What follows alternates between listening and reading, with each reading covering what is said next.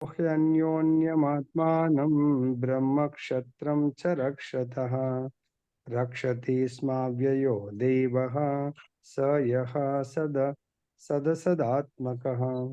తాత్పర్యం భాష్యం శ్రీల ప్రభుపాదుల వారు రచించారు. ఓం అజ్ఞానతిమిరాంధస్య జ్ఞానాంజనశలాకయ చక్షురున్మిళితం యేన తస్మై శ్రీగురవే నమః.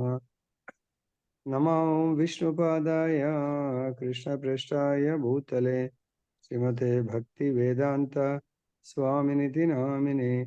నమస్తే సరస్వతీ దేవీం గౌరవాణి ప్రచారిణి నిర్విశేష శూన్యవాది పాశ్చాత్య దేశతారిణి.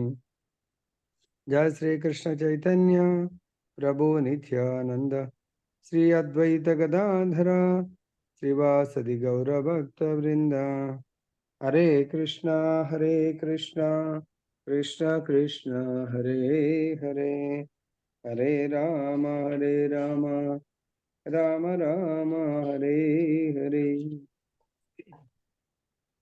श्रीमद् भागवतम की जय, श्री श्री राधारमण लाल की जय, जगन्नाथ बलदेव सुभद्रा महारानी की जय, गौरनिताय भगवान की जय, जगत गुरु श्री प्रभुपाद की जय, श्री श्रीपाद गुरु महाराज की जय.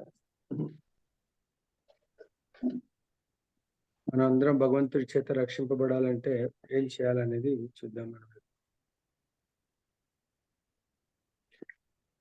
తాత్పర్యము శ్రీల ప్రభుపాదుల వారు రచించారు. కనుకనే బ్రాహ్మణులు క్షత్రియులు తమను తాము రక్షించుకొనుటే గాక ఒకరినొకరు రక్షించుకొనుచుందురు. కార్య కారణములు రెండును తానే అయినను అవ్యయుడైనట్టి భగవానుడే స్వయంగా అన్యోన్యముగా వారిని రక్షించును. సో నిజమైన రక్షకుడు భగవంతుడు.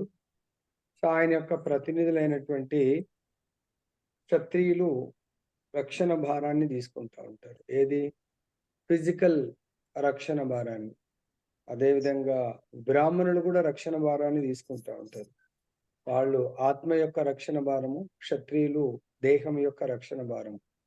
మరి వీళ్ళందరూ ఎవరు? వీళ్ళిద్దరు కూడా ఎవరు? భగవంతుడి యొక్క ప్రతినిధులు.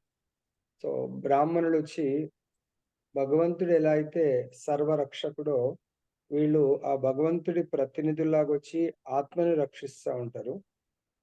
క్షత్రియులు భగవత్ ప్రతినిధులాగా వచ్చి ఆత్మ ధరించినటువంటి దేహాన్ని రక్షిస్తూ ఉంటారు. అందు గురించి ఇక్కడ చెప్తున్నారు, ఒకరికొకరు అన్యోన్యంగా తమను తాము రక్షించుకునేటే గాక వాళ్ళు రక్షించుకోవాలా. ప్లస్ నన్ను నేనే రక్షించుకోలేనప్పుడు ఇతరులను ఎలా రక్షించగలను? రక్షించలేడు. కాబట్టి నన్ను నేను ఆత్మపరంగా రక్షించుకోవాలా, దేహపరంగా రక్షించుకోవాలా. అప్పుడు నేను ఇతరులను ఆత్మపరంగా రక్షించగలను, దేహపరంగా రక్షించగలను. సో ఇక్కడ ఒకరికొకరు రక్షించుకొనిచుందురు మరియు కార్య కారణములు. సో కార్యకారణము రెండు కూడా భగవంతుడే అయినా కూడా అవ్యయుడైన భగవంతుడు స్వయంగా అన్యోన్యంగా వారిని రక్షిస్తూ ఉంటాడు. సో రక్షణ అన్నప్పుడు సో మనము భగవద్గీతలో ఏదైనా శ్లోకాన్ని తీసుకోవచ్చా? భగవంతుడి చింతన మనమే కాదు, మన తోటి వారు. ఇప్పుడు మన ఫ్యామిలీ ఉన్నారు, ఫ్యామిలీని కూడా మనం భయంకరమైనటువంటి సిచ్యువేషన్ లో మనం రక్షించగలుగుతామా అనేది భగవద్గీతలో ఇంకో శ్లోకంలో కూడా చెప్పారు. ఏ శ్లోకం అది? ఎవరైతే కృష్ణ కాన్షియస్ లోకి వస్తారో వాళ్ళకి అది కర్మకాండ లెవెల్లో వాళ్ళని స్మరిస్తే కూడా పాపాలపై పుణ్యం వస్తుంది అన్నారు. కానీ ఎవరైతే కృష్ణ కాన్షియస్ లోకి వస్తారో నా పాపం ఉండదు, పుణ్యం ఉండదు. కాబట్టి నిత్యం కృష్ణుని స్మరిస్తే చాలు. సో నిన్న సందర్భం వచ్చింది కాబట్టి చెప్పాను. కానీ ఈ రోజు మనం పొద్దున్నేమనే హరే కృష్ణ కృష్ణ కృష్ణ హరే హరే, హరే రామ రామ రామ హరే హరే. భగవంతుడి నామంతో లేస్తే మనము సర్వము మంగళకరంగా ఉంటుందని చెప్పేసి చెప్పారు. అఫ్కోర్స్ అక్కడ చెప్పడానికైతే సీతమ్మ వారు కాదు, ఎవరు? కుంతి. సీతమ్మ వారు అయితే జగజ్జనని, భగవంతుడి యొక్క ఇంటర్నల్ పొటెన్సీ, అలాదిని శక్తి. సో ఆమె మానవ మాత్రుల కౌంట్ రాదు కాబట్టి, సో మానవ మాత్ర జీవశక్తిలో వీళ్ళు 5గురు సాధ్వులు అని చెప్పేసి చెప్పడం జరిగింది. నెక్స్ట్ భాష్యం. వర్ణాశ్రపు సాంఘిక వ్యవస్థ అన్నది సర్వులను ఆధ్యాత్మిక అనుభవపు ఉన్నత స్థితికి ఉద్ధరించుటకు ఉద్దేశింపబడినట్టి సహకార విధానం వంటిది. సో సహకార విధానం అంటే మనకు మన సొసైటీలో సహకారం అనేది ఎక్కడన్నా ఏదైనా సొసైటీకి వాడతారా? మన మానవ సమాజంలో చాలా ఊర్లలో స్పెషల్‌గా ఊర్లలో ఉంటది. సహకార తర్వాత ఇంకో రై- ఏమొస్తది? రైతులది ఉంటుంది గురుజీ. గురుజీ రైతులది కోఆపరేటివ్ సహకార వ్యవస్థ సొసైటీ. ఉంటుంది. Cooperative society. కోఆపరేటివ్ సహకార యోజన కోఆపరేటివ్ సంఘాలు ఉంటాయి మా దాంట్లో కూడా ఉంటాయి. డిపార్ట్మెంట్‌లలో కూడా ఉంటాయి. ఏమంటారు డిపార్ట్మెంట్‌లలో కోఆపరేటివ్ సొసైటీ ఉంటదన్నమాట. అంటే అంటే ఎక్కువ కమర్షియల్‌గా ఆలోచించకుండా ప్రతి ఒక్కరికి లాభాన్ని చేకూర్చే విధంగా ఉంటది. ఏదైనా కోఆపరేటివ్ సొసైటీ అంటే మేము కొంత కాంట్రిబ్యూట్ చేస్తాము. మాకు అవసరం ఉన్నప్పుడు లోన్ రూపంలో వాళ్ళు ఇస్తా ఉంటారు. అది కూడా సహకార సంఘాలు అంతే కదా! రైతులకు గాని ఇంకా రకరకాల. సో, ఇక్కడ కూడా ఏందంటే సహకార విధానం అంటే మనందరం కూడా ఈ వర్ణాశ్రమ వ్యవస్థ ఒకరికొకరు కోఆపరేట్ చేసుకొని మనము మన జీవన విధానాన్ని ఉద్ధరించుకోవాలా. మనం ఇక్కడికి వచ్చింది స్పెషల్‌గా మానవ జన్మ, మానవ శరీరాన్ని ఎందుకు తీసుకున్నామంటే దయచేసి అర్థం చేసుకోండి. ఎందుకు తీసుకున్నాం మనము? కేవలము తీసుకోవడానికి. ఈ పదం చాలా జాగ్రత్తగా వినండి. సహకార విధానము. మనందరం ఒకరికొకరు సహాయ సహకారాలు అందించుకోవడానికే మానవ జన్మ. కానీ ఇక్కడ మనం వర్ణ వ్యవస్థ లేదు కాబట్టి అట్‌లీస్ట్ మనం భక్తులం అందరిలో కూడా లెవెల్స్ డిఫరెంట్ ఉంటది. ఒకరు కొంచెము ఉన్నతంగా ఉండొచ్చు. ఇంకోరు తక్కువ ఉండొచ్చు. ఇంకోరు తక్కువ ఉండొచ్చు. ఇంకోరు వేషధరణ ఉన్న పాపం వాళ్ళకి ఇంకా ఫుల్ భౌతిక చైతన్యంలో ఉండొచ్చు. వాళ్ళ పట్ల కూడా మనం ఏం చేయాలంటే దయచేసి గుర్తుపెట్టుకొని జాలిపడాలి. కానీ వాళ్ళు హేట్ చేయకండి. ఎవరైనా కూడా వాళ్ళు. ఓకే. సహకారం. మనందరం కూడా ఈ సత్సంగాలు చేస్తున్నాం. దేని కొరకు? సహాయ సహకారాలు అందించుకోవడానికి కొరకు మాత్రమే. వర్ణ వ్యవస్థ, హరే రామ. వర్ణాశ్రమ సాంఘిక వ్యవస్థ అనున్నది సర్వులను పలానా వాళ్ళు అంత లిమిటేషన్ లేదు. సర్వులను అంటున్నాడు. ప్రతి ఒక్కరిని మానవ జన్మ తీసుకున్న ప్రతి ఒక్కరిని ఆధ్యాత్మిక అనుభవం అనుభవించాలి దీన్ని. ఇది అనుభవించే దూరం నుంచి చూసేది కాదు ఇది. ఆధ్యాత్మిక స్థితి అనేది అనుభవించి అప్పుడు ఉన్నత స్థితికి ఉద్ధరించడానికి ఉద్దేశింపబడ్డది. ఏది? మన సొసైటీ. వర్ణాశ్రమ సొసైటీ మనందరం. Krishna conscious society. ప్రభుపాద ఏం చేశారు? ఇంటర్నేషనల్ సొసైటీని స్థాపించారు. ఈ సొసైటీ దేని కొరకు? ఈ సొసైటీలో ఉంటూ కూడా మనం పాలిటిక్స్ చేసుకోవడానికి ఉంటే దేర్ ఇస్ నో మీనింగ్. వాళ్ళ మీద ఒకరి మీద ఒకరు, ఒకరి మీద ఒకరు చెప్పుకొని అది చేసి, ఇది చేసి అసలు వర్స్ట్ అన్నమాట. జంతు సొసైటీలో కూడా ఉండదు. పక్షుల సొసైటీలో ఉండదు. క్రిమికీటకాల సొసైటీలో ఉండదు ఇటువంటి పాలిటిక్స్.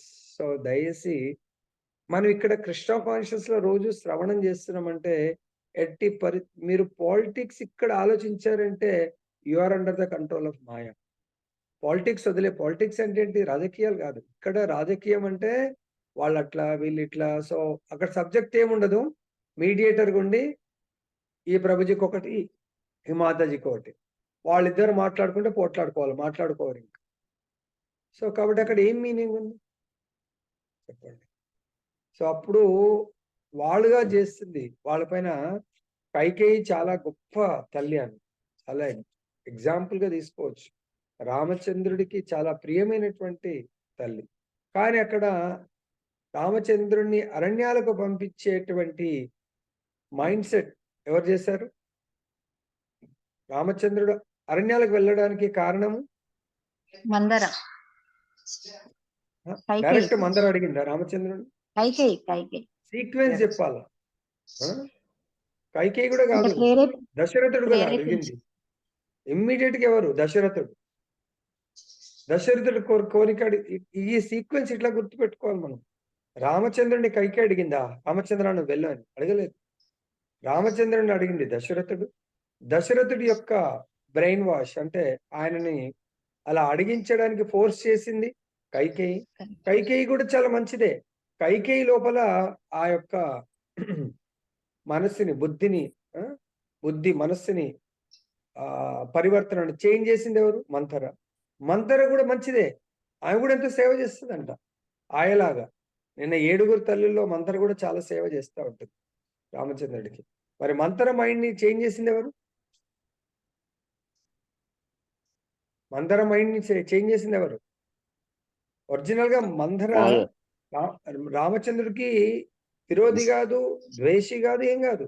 ఆమె కూడా మందర మైండ్ చేంజ్ చేసింది ఎవరు? అంటే మాయ గురుజీ. ప్రభుజీ ఆమె సేవ ఇస్తుంటది కదా, సేవ వాళ్ళ యజమానికి అన్యాయం జరగకుండా ఉండాలని చెప్పి ఆలోచనతోని పాయింట్ టు పాయింట్ నాకు ఇది.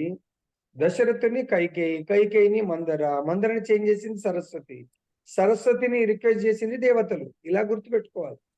సింపుల్. ఇంకెక్కువ అందులో మనం ఇక్కడ పాయింట్ టు పాయింట్, దాన్ని ఒక వ్యాసంలాగా మనకు అవసరం. దేవతల మాయ. దేవతలు ఎందుకు రిక్వెస్ట్ చేశారు? వాళ్ళు ఆ భగవంతుడు వచ్చాడే వాళ్ళని కాపాడడానికి, రక్షించడానికి, సాధు పురుషుల్ని రక్షించడానికి, దేవతలను రక్షించడానికి. మరి ఇక్కడ కార్యకారణం అన్నాడు చూడండి. కార్యకారణం రెండూ భగవంతుడే. మరి ఆ కార్యాన్ని చేయడానికి వచ్చాడు భగవంతుడు. కారణం ఏంటి? దేవతలను సెటరేట్ చేయడానికి అప్పుడప్పుడు రాక్షసుల రూపంలో వాళ్ళకు కూడా ఇబ్బందులు పెడతా ఉంటారు. వాళ్ళకి ఇబ్బందులు లేకపోతే వాళ్ళు కూడా సుఖపురుషులు అయిపోయి భగవంతుని మర్చిపోతా ఉంటారు. కష్టాలు వచ్చినప్పుడు భగవంతుని కార్యకారణం, వాళ్ళ కష్టాలు తెచ్చింది కూడా వాళ్ళు మర్చిపోకుండా అలర్ట్ చేయడానికి కొరకు కారణము, కార్యము. సో కాబట్టి కార్యకారణాలు భగవంతుడు. అప్పుడు ఆ దేవతలప్పుడు శరణాగతి. భగవంతుడు ఎవరిని రక్షిస్తాడు? ఎవరైతే శరణాగతి పొందుతారో వాళ్ళని రక్షిస్తాడు. సో ఇక్కడ భగవంతుడిని వేడుకుంటే భగవంతుడు అవతరించాడు. కానీ భగవంతుడు ఆ కార్యం చేయడానికి వచ్చాడు. కారణం భగవంతుడు రావడానికి కారణము ఆ కార్యం చేయడానికి కొరకు. కానీ ఇప్పుడు మరి భగవంతుడు చేయాలంటే ఇక్కడ వచ్చి రాజ్య పట్టాభిషేకం చేసుకొని ఈ రాజ్యాన్ని పరిపాలిస్తే అడవిలో ఉన్నటువంటి ఋషి మునులందరినీ ఎవరు రక్షించాలా? కాబట్టి భగవంతుడు ఆ విధంగా అన్లెస్ అంటిల్ శరణాగతి పొందకుంటే భగవంతుడు రక్షించలేడు.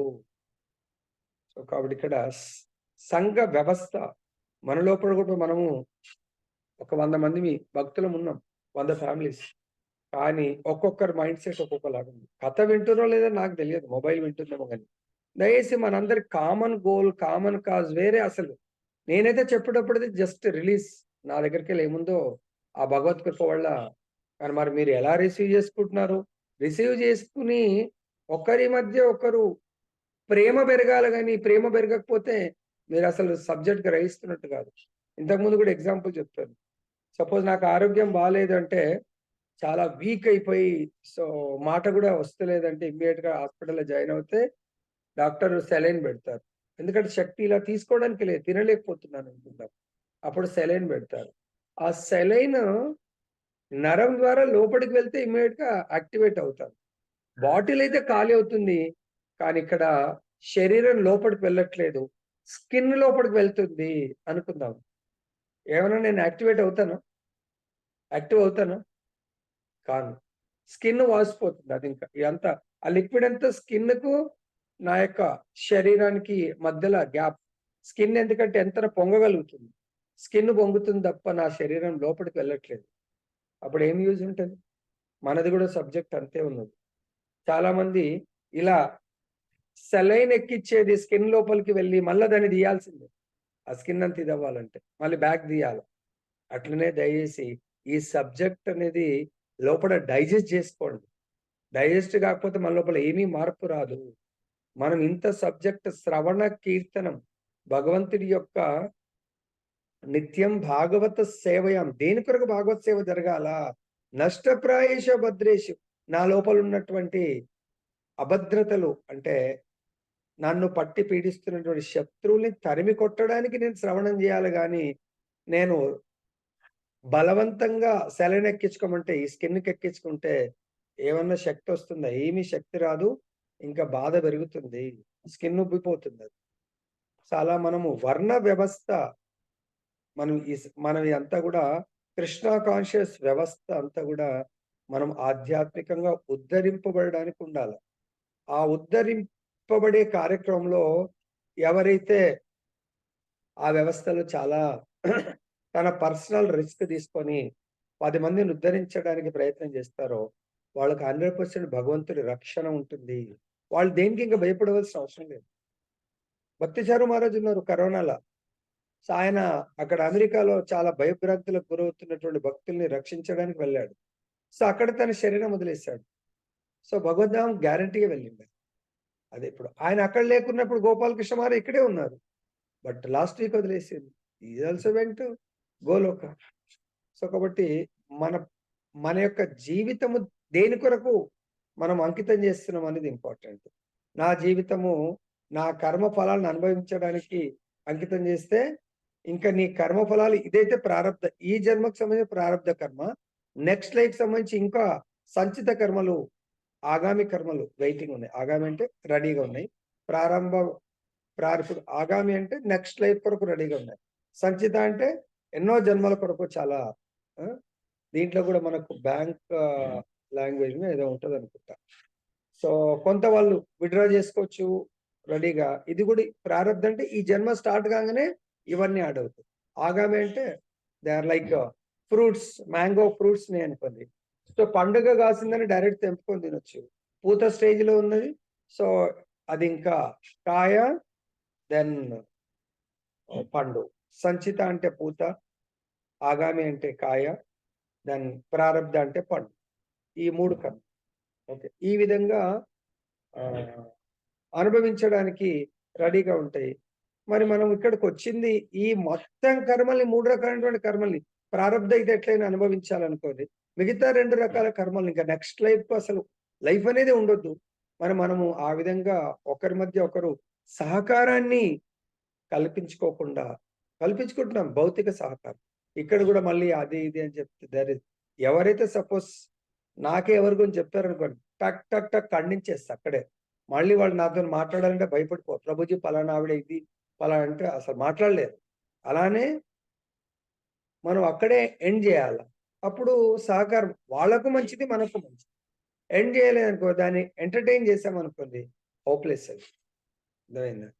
బ్రాహ్మణుడు క్షత్రియులచే రక్షింపబడవలను అంటే బ్రాహ్మణులు క్షత్రియులు మ్యూచువల్ సహకారం ఉంటుంది. మనం కూడా అంటే ఇక్కడ మన అందరం కూడా కృష్ణ చైతన్యంలో ఉన్నాం. మనం అందరం కృష్ణ చైతన్య మార్గంలో నడుస్తున్నటువంటి మేబీ ప్రారంభ భక్తులు ఉండొచ్చు. దీంట్లో కూడా 3 వర్గాలు. సో ప్రారంభము, కనిష్ట, మధ్యమ, ఉత్తమ అధికారులు. సో మనకు కూడా కాకపోతే అందరూ కృష్ణ చైతన్యంలో ఉన్నాము. సో ఒకరికొకరు రక్షించుకోవాలా. ఏ విధంగా? ఆధ్యాత్మికంగా పురోభివృద్ధి చెందడానికి రక్షించుకోవాలి తప్ప మన మాటలు ఇతరులని ఆధ్యాత్మిక నుంచి బయటకు వెళ్ళేటట్టు ఉండదు, లేదంటే ఆధ్యాత్మికంగా డౌన్ అయ్యేటట్టు ఉండదు. దయచేసి అలా ఏమైనా అనిపిస్తే వాళ్ళకు పాదాభివందనం చేసి, సో నన్ను క్షమించండి ఏమన్నా మిమ్మల్ని ఇబ్బంది పెడితే, వాంఛాకల్పతరుభ్యశ్చ కృపా సింధుభ్యేవ చ పతితానాం పావనేభ్యో వైష్ణవేభ్యో నమో నమః. ప్రభుజీ వాళ్ళు చాలా, అరే వాళ్ళు అంటే మీరు ఒక్కసారి ఇక్కడ ఎన్నోసార్లు చెప్తున్నాను, ఆత్మపరంగా చాలా పవిత్రం. వాళ్ళని మాయ పాపం ఏజెంట్ గా యూజ్ చేస్తూ పర్సనల్ గా మాట్లాడాలా. ప్రభుజీ మీరు క్లాస్ వింటారు, శాస్త్రం చూడండి ఏం చెప్తుంది, దాన్ని అనుసరించండి. అయినా కూడా నేను వినను ప్రభుజీ, నా కర్మ నేను అనుభవిస్తుంటే వదిలేయండి. అదే. సో కాబట్టి ఆ ఒక్క పర్సన్ వల్ల మాయ, ఆ ఒక్క ఏజెంట్ ద్వారా, సపోజ్ మనకు కూడా నిన్ననే పోలింగ్ జరిగింది. ఆ పోలింగ్ బూత్లలో కూడా ఏజెంట్ అనే వాళ్ళు కూర్చున్నారు. ఎందుకు? వాళ్ళ యొక్క పార్టీ రిప్రజెంటేటివ్. అలానే మాయ అనే పార్టీ యొక్క రిప్రజెంటేటివ్ కూర్చుంటాడు. మనతో పాటు షాడో లాగా ప్రయాణం చేస్తూ ఉంటాడు. ఏం చేస్తాడు? మనని ఎప్పుడు కొంచెం మన లోపల ఎవ్వరి పట్లనే కానీ, భక్తులు అభక్తుల పట్ల కూడా కొంచెం మనకి ఎన్వియస్ వచ్చిందంటే మనని దాంట్లో ఫుల్ గా చేస్తూ ఉంటుంది మాయ. భక్తుల పట్ల మాయ యొక్క డ్యూటీ మనని పతనం చేయాలి. ఏదో ఎవరితో గొడవలు లేకుంటే భక్తులతో డిఫరెన్సెస్ వస్తే వాళ్ళు మాయ సక్సెస్. సో అలా డిఫరెన్స్ రాకుండా సత్వగుణంలో అందరితో మంచిగా ఉంటే మనం ఈ లోకంలో ఉండము. అట్లీస్ట్ స్వర్గలోకాల్లో ఉండొచ్చు, లేదంటే మనం వైకుంఠం వెళ్ళొచ్చు. వైకుంఠం వెళ్తే ఎట్లా? ఇప్పుడు పొలిటికల్ పార్టీ, ప్రతి పార్టీ కూడా వాళ్ళ క్యాండిడేట్లను, వాళ్ళ మెంబర్లను అందరు రక్షించుకోవడానికి ఎలా ప్రయత్నం చేస్తారో వెళ్ళిపోతే ఏముంటుంది? అలానే మాయ కూడా తన ఏజెంట్లను రక్షించుకోవడానికి ప్రయత్నం చేస్తూ ఉంటుంది, తన యొక్క మెంబర్లని ఏజెంట్స్ ద్వారా. ఇది గమనించండి. ఆ ప్రభుజీ ఆమె అట్లా, ప్రభుజీ మనం ఎట్లా మాట్లాడతాం ప్రభుజీ. అరే ఒక సందర్భంలో ఆమె యాంగిల్లో ఏం చేస్తుందో తెలియదు, ఆ ప్రభుజీ ఏం మాట్లాడినా తెలియదు. ఓకే, అంత మాత్రాన మనం ఆయనతో శత్రుత్వం పెట్టుకోవాల్సిన అవసరం లేదు. మనం కూడా చెప్పాను, నేను చెప్పింది ఒకటి అంటే ఆచార్యుడు చెప్పింది ఒకటి. ఏం చెప్పాం మనము? వెళ్ళి పర్సనల్ గా వెళ్ళి సాష్టాంగ దండవత్ ప్రణామం చేసి, లే ప్రభుజీ నేను ఫోన్లో కనుక్కున్నా ప్రభుజీ వస్తారా లేకుంటే, this is not the way. సాష్టాంగ్ దండవత్, ఆయనకి ఆశ్చర్యం అనిపించాల వెళ్తేనే సాష్టాంగ్ దండవత్ ప్రణామం చేయగానే. ఎందుకు ప్రభుజీ దండవత్ లేదు ప్రభుజీ, గురువు గారి ఆదేశం ప్రభుజీ, సాష్టాంగ దండవత్ ప్రణామం చెప్పండి ప్రభుజీ. అప్పుడు ఆయన కూడా అనిపిస్తుంది, అరే ఇటు మా ఏజెంట్ సాష్టాంగ దండవత్ ప్రణామం చేస్తుంది, సో భగవంతుడి ఏజెంట్ కూడా సాష్టాంగ దండవత్ ప్రణామం. ఆయన ఏంటి ఒరిజినల్ గా, ఆయన స్పిరిటాన్ అంటే ఆయన ఆత్మ కాబట్టి, ఆత్మ భగవంత్ ఎవరు నన్ను ప్రైజ్ చేస్తే వాళ్ళ సైడ్ వెళ్తుంది. సపోజ్ వాళ్ళు వచ్చి నా దేహాన్ని ప్రైజ్ చేస్తే దేహము ఆత్మ మీద కమాండ్ చేస్తుంది. వాళ్ళు వచ్చి నా ఆత్మ కొరకు సాష్టాంగ దండవత్ ప్రణామం చేసి ఆత్మని ప్రైజ్ చేస్తే ఆత్మ అంటది, లేదు లేదు నువ్వు సైలెంట్ ఉండు, సో నా మాట నువ్వు వినవలసిందే, ఎందుకంటే నా ఏజెంట్ వచ్చింది. రెండు ఏజెంట్, దేహం యొక్క ఏజెంట్, ఆత్మ యొక్క ఏజెంట్. ఏ ఏజెంట్ పవర్ఫుల్ ఉంటే ఆ మార్గంలో నడుస్తుంది ఇది. మరి ఇప్పుడు చెప్పండి, మనం ఎవరి కొరకు ఏజెంట్ గా పనిచేయాలా? మాయ కొరకు ఏజెంట్ గా పనిచేయాలా, లేకుంటే ఆత్మ కొరకు ఏజెంట్ గా పనిచేయాలి? ఎవరి కొరకు పనిచేయాలంటారు? నీలిమ మాతాజీ ఎవరి కొరకు పనిచేయాలా?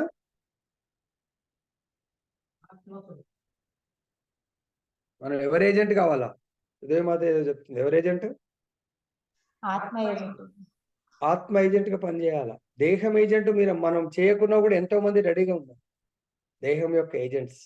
అదేందా, దేహం యొక్క ఏజెంట్స్ మన ఇంట్లో ఉండొచ్చు, మన బంధువులు ఉండొచ్చు, మన ఫ్రెండ్స్ ఉండొచ్చు, కానీ ఆత్మ ఏజెంట్స్ కేవలం ఆత్మ బంధువులు మాత్రమే ఆత్మ ఏజెంట్లు.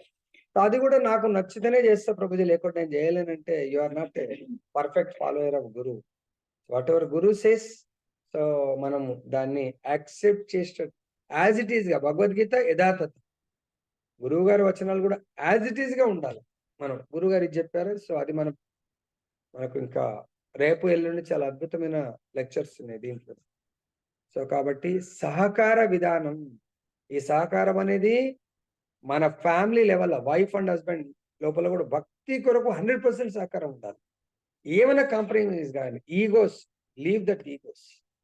సమ్ టైమ్స్ మనం అంత శుద్ధ లెవెల్ లేము కాబట్టి వస్తాయి, కానీ నిజంగా మనము టార్గెటెడ్, ఎస్ నేను ఆధ్యాత్మికంగా ఉన్నతి చెందాలనుకునే వాళ్ళు, there should not be any egos. ఈగోస్కి వెళ్తే ఇద్దరికి నష్టం. నలుగురుంటే నలుగురి మధ్య ఈగో ఉందనుకోరు, పిల్లలు ఇద్దరు మనం ఇద్దరం, సో నలుగురికి నష్టమే జరుగుతుంది. సో డివోషన్ లో చాలా క్లోజ్ ఫ్రెండ్ ఉన్నాడు, ఈగోస్కి వెళ్ళినాం, ఇద్దరికి నష్టమే జరుగుతుంది. సో ఫ్యామిలీలో సో అందరికీ నష్టమే జరుగుతుంది. వాళ్ళు నాన్ డివోటీస్, మనం డివోటీస్, ఈగోకి వెళ్ళాము, మన భక్తి వాళ్ళ మాటలు మనని భక్తి చేయకుండా, జపం చేయకుండా మనం డీవియేట్ చేస్తూ ఉంటాం. ఆ డీవియేషన్ చేయటమే మాయ సక్సెస్ అన్నది. సపోజ్ నేనే ఉన్నాను, నన్ను సత్సంగం వెళ్ళకుండా ఎవరో ఒకరు వాళ్ళ మాట నన్ను ఆపిందనుకో, అప్పుడు మనం గుర్తించాలి, ఓహో నేను సత్సంగం వెళ్ళకుండా ఉండడానికి ఈ మాటలు అంటే, ఈ మాటలు సత్సంగం నుంచి దూరం, భగవంతుడి నుంచి దూరం, భక్తుల నుంచి దూరం, భగవంతుడి జపం నుంచి దూరం, భగవత్ కథామృతం నుంచి దూరం, అంటే మాయ యొక్క ఏజెంట్ నన్ను దూరం చేస్తుందని గ్రహించి, అప్పుడు మనం ఏం చేయాలా? అసలు ఫస్ట్ థింగ్, ఈ యొక్క చెవులు అనేది దాన్ని ఏమంటారు, బయోమెట్రిక్ కావాలా. చెవులు బయోమెట్రిక్ అంటే మన ఫింగర్ ప్రింట్, ఈ యొక్క మార్క్స్ ఉంటేనే, అది కూడా మన చెయ్యి ఒక్కొక్కసారి ఆ మార్క్ కరెక్ట్ గా చూపించకపోతే ఓపెన్ కాదు. ఈ చెవులు కూడా గుర్తు పెట్టుకోండి, నా భక్తికి, భక్తులను తో కలవకుండా దూరం చేసే ఏ విషయాన్ని కూడా ఇవి స్కాన్ చేయకూడదని ఇంతకుముందు చెప్పాను. కళ్ళు కూడా స్కాన్ చేయకూడదు, చేతులు కూడా అటువంటి కార్యాన్ని మనము చేయకుండా కేర్ఫుల్ గా ఉండాలి. కాళ్ళు ఉన్నాయి, సో నా భక్తికి అనన్యమైనటువంటి భక్తి చెయ్యకుండా, అంటే కాళ్ళ యొక్క డ్యూటీ భక్తి చేయకుండా అంటే శరీరాన్ని ఆధ్యాత్మిక సత్సంగానికి మోసుకొని వెళ్ళాలి. అక్కడ కాకుండా మనని లేదు ఇక్కడే ఉండు అని ఏ మనస్సు ద్వారా ఇన్స్ట్రక్షన్స్ వచ్చాయనుకోండి, కాళ్ళు కూడా వినాల్సిన అవసరం లేదు. ఈ విషయంలో మాత్రం నీ మాట నేను వినదలుచుకోలేదు, ఈ విషయంలో మాత్రం ఈ చేతులు లేదు మంగళారతి చేయకో, పడుకో, ఈ విషయంలో నీ మాట వినను. నా రోజటి ధర్మం ప్రకారం, మన గోపాలకృష్ణ మహారాజ్ మనం ఆల్రెడీ చూసాము, ధర్మం ప్రకారం నేను చేయవలసిందే నేను చేసుకుంటూ వెళ్తాను. మన బాడీలో కూడా ప్రతి పార్ట్ మధ్యలో కూడా కోఆపరేషన్ ఉండాలి, సహకార విధానం. కొన్నిసార్లు మనసు మనకు రాంగ్ డైరెక్షన్ ఇస్తుంటే మనసు మాట వినాల్సిన అవసరం లేదు. ఎందుకు ఎప్పుడు వినము? ఈ చేతులు బై డిఫాల్ట్ నిద్రలు కూడా చేసే స్థితికి ఎదిగినాయి అనుకోని, మనసు చెయ్యొద్దన్నా కూడా వినదు, బుద్ధి చెయ్యొద్దంటే కూడా వినదు. కాళ్ళకు కూడా ఇక్కడ నుంచి ఇన్స్ట్రక్షన్స్, మనసు మాట వినకుండా స్ట్రాంగ్ అయిపోవాలి. నేను వినలేను, నేను ఈ శరీరాన్ని తీసుకుపోయి అక్కడైతే వేసేస్తాను. అక్కడ వెళ్ళిన తర్వాత నువ్వు క్లాస్ వింటావా లేదా, it is up to you. నా ధర్మము శరీరాన్ని మోసుకొని అక్కడ వెళ్ళిపోవడం. సపోజ్ ఎగ్జాంపుల్, మనం క్యాబ్ బుక్ చేసాం. క్యాబ్ బుక్ చేసి డెస్టినేషన్ పెడతాం. 1 అవర్ జర్నీ. క్యాబ్లో అన్ని సీనరీస్ చూసుకుంటా వెళ్ళొచ్చు. క్యాబ్ ఎక్కంగానే ఏసీ కాబట్టి హాయిగా పడుకొని వెళ్ళొచ్చు. పడుకున్నా నువ్వు మెలుకున్నా క్యాబ్ డ్రైవర్ ఏం చేస్తాడు? మనం ఆ ధర్మం ఏంటి? క్యాబ్ డ్రైవర్ ధర్మం ఏంటి? మనల్ని గమ్యానికి తీసుకెళ్ళడం. ఇస్కాన్ హ్యాబిట్స్ కి వెళ్ళాలరా బాబు అని నేను కార్ బుక్ చేసుకున్నాను, చెప్తాను, నేను కోడ్ చెప్పేస్తాను, దాన్ని ఏమంటారు, కొన్ని కోడ్ ఇస్తాం, చెప్పేయగానే ఓకే సార్ అంటాడు. నువ్వు వెనక కూర్చుండి హాయిగా నిద్రపో, వాడికి సంబంధం లేదు. మేల్కుండు, సంబంధం లేదు. వెళ్ళంగానే గేట్ దగ్గర వెళ్ళంగానే సార్ డెస్టినేషన్ వచ్చింది సార్. వస్తే నేనేం చేయాలంటే సార్ కార్ దిగాల సార్. దిగి లోపలికి వెళ్తావా బయట నిలబడతా వాడికి సంబంధం లేదు. ఆ విధంగా ఈ కాళ్ళ యొక్క ధర్మం టెంపుల్కి తీసుకుపోయి టెంపుల్ వదిలేయాలి. అక్కడ వెళ్ళి నువ్వు క్లాస్ వింటావా నిద్రపోతావా తెలియదు. అక్కడ వెళ్ళిన తర్వాత కళ్ళు ఏం చేయాలా? నిద్రపోవడానికి కళ్ళు అక్కడికి వెళ్ళలేదు. కళ్ళు తదేకంగా భగవంతుని స్కాన్ చేస్తూ ఉండాలి. ఇంకా మనసు మాట వినేది లేదు. మనసు కొన్నిసార్లు ప్రభుజీ నా మనసు బాగాలేదు, చంచలంగా ఉంది. నీ మనసు ఉంటే మనసు ఒక్కదాన్ని పక్కన పెట్టండి. ఏం చేయాలి మనము? చెవులు ఎవరి మాట వినాల్సిన అవసరం. టెంపుల్ వెళ్ళగానే నా ఫోన్ ఇంకా నథింగ్. సో కేవలం భగవంతుడి కీర్తన, భగవంతుడి యొక్క కథామృతం వింటా ఉండాలి. చేతులు అక్కడ ఏదన్నా సర్వీస్ ఏం లేదు, చేతులు భగవంతుని తదేకంగా చూస్తూ జపం చేస్తూ ఉండాలి. ఈ విధంగా ప్రతి పార్ట్ కూడా కృష్ణ చైతన్యానికి ఫస్ట్ కోఆపరేట్ చేసుకోవాలి. అప్పుడు మనసు ఇవన్నీ ఒకటైన తర్వాత మనసు అనుకుంటది, అరే నేను ఒక్కదానే శత్రువు ఎందుకు, లాభం లేదు, అందరితో పాటు నేను కూడా ఉంటే పోతుంది, గుంపులో గోవిందం ఉంటే సరిపోతుంది. అప్పుడు రివర్స్ డైరెక్షన్ లో మనం జనరల్ గా మనం మొన్న అన్నిటికంటే గొప్పది ఒకటి తర్వాత ఒకటి ఎలా చెప్పాం సీక్వెన్స్. మనం లోయెస్ట్ ఏముంటది? లోయెస్ట్, అన్నిటికంటే లోయెస్ట్ జడ పదార్థం, జడ పదార్థం గురుజీ. దానికంటే కొంచెం పైన ఇంద్రియాలు గురుజీ. దానికంటే పైన బుద్ధి. మనస్సు. మనస్సు. బుద్ధి తర్వాత మనస్సు గురుజీ. మనస్సు తర్వాత ఆత్మ. మనస్సు తర్వాత ఆత్మ గురుజీ. ఇంద్రియాలు, ఇంద్రియాల పైన మనస్సు, మనస్సు పైన బుద్ధి, బుద్ధి పైన ఆత్మ, ఆత్మ ఇంకా ఫైనల్ ఆత్మ యొక్క ఇంకా సుప్రీం కంట్రోలర్ పరమాత్మ. సో ఒకవేళ పైన డైరెక్షన్ లో పాపం ఆత్మకు బుద్ధి కోఆపరేట్ చేస్తలేదు, మనసు కోఆపరేట్ చేస్తలేదు. ఇంద్రియాలు 100% వాటి మధ్య కోఆపరేషన్ అనుకో, ఆటోమేటిక్ గా మనసు తన పని నడవదు. ఇంకా మనసు ఏం పని నడుస్తలేదంటే బుద్ధి కూడా. అంటే ఆ స్థితికి ఎదగాల. మన మహారాజ్ గారు ఏమైంది? ఆయన బుద్ధి మనస్సు అన్కాన్షియస్ లో ఉంది, కానీ ఇంద్రియాలు వాటి పని వాటి కోఆపరేట్ చేసుకుంటా ఉంది. కళ్ళు కూడా చూస్తలేవు, కానీ సో ఆయన ఆర్తి చేస్తా ఉన్నాడు. సో కాబట్టి ఈ విధంగా ఎదగాల మనం. మన బాడీలో కోఆపరేట్ చేసుకోవాలా. మనకు కూడా వైఫ్ సరే ఎప్పుడన్నా అనుకోకుండా కొద్దిగా ఫీలింగ్ ఏదైనా వచ్చినా ఇమ్మీడియట్ గా మనం భగవత్ సేవ కొరకు మాత్రం కోఆపరేట్ చేసుకోవాలి. లేకుంటే సహకార విధానం, దీనికి మానవ జన్మలనే సహకార విధానం ఉంటుంది, వేరే జన్మలో ఉండదు. ఓకే, వంటిది బ్రాహ్మణులు క్షత్రియులచే రక్షింపబడవలెను. బ్రాహ్మణులు క్షత్రియులచే రక్షింపబడవలెను. సో ఇక్కడ బ్రాహ్మణులు అంటే సమాజంలో మరి బ్రాహ్మణులు అంటే వాళ్ళు, నిన్న మన ప్రభుజీ కూడా చెప్పాడు, పురోహితుడు అంటే పురాన్ని రక్షించేవాడు. సో మనకు ఈ సంఘాన్ని రక్షించేవాడు బ్రాహ్మణుడు. అంటే బ్రాహ్మణుడు అని ఎవరిని అంటారు? బ్రహ్మ జానాతీతి బ్రాహ్మణ. బ్రహ్మ జ్ఞానాన్ని ఎవరైతే ఆల్రెడీ గ్రహిస్తారో గురుదేవుల ద్వారా, అటువంటి వాడు బ్రాహ్మణుడు. ఆయన లక్షణాలు ఏంటి? బ్రాహ్మణ లక్షణాలు, బ్రాహ్మణుడి యొక్క లక్షణాలు నిన్న చెప్పినట్టున్నాం కదా. ఆయన తపస్సు చేయాల అంటే, అందుకే పూర్వకాలం ప్రతి బ్రాహ్మణుడు 3 గంటలకు 4 గంటల పొద్దున్నే, ఏ కాలమైనా కూడా ప్రతి టెంపుల్లో పైన పాపం వాళ్ళు ఏం వేసుకునేవాళ్ళు కాదు. ఆ చలి ఉండని, ఎండ ఉండని, ఏదైనా కానీ. సో కాబట్టి ఆయన ధర్మము భగవంతుని సేవించడం. సో భగవంతుని సేవించడం అంటే ఓన్లీ అర్చా విగ్రహారాధన సేవించడం కాదు. నిజంగా సేవించడం అంటే భగవంతుడికి దూరమైనటువంటి భక్తులను భగవంతుడికి దగ్గర చేయడం అనే లక్షణము ప్రైమరీ లక్షణం. మరి భగవంతుడికి దగ్గర చేయడం అంటే వాళ్ళకు భగవంతుడి పట్ల ప్రేమని పుట్టించడం, భగవంతుడితో సంబంధాన్ని పునర్జీవితం చేయటం.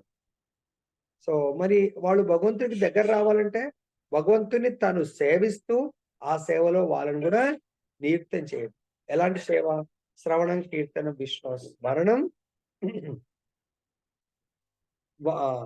పాదసేవనం, అర్చనం, వందనం, దెన్ దాస్యం, సఖ్యం, ఆత్మనివేదం. ఇలా నవవిధ భక్తుల్లో తను కూడా బ్రాహ్మణుడు ఎంగేజ్ అవుతూ ఇతరులను అటువంటి సేవలో నియుక్తం చేసేవాడు బ్రాహ్మణుడు. మరి ఆయనకు రక్షణ కల్పించాలంటే క్షత్రియులు.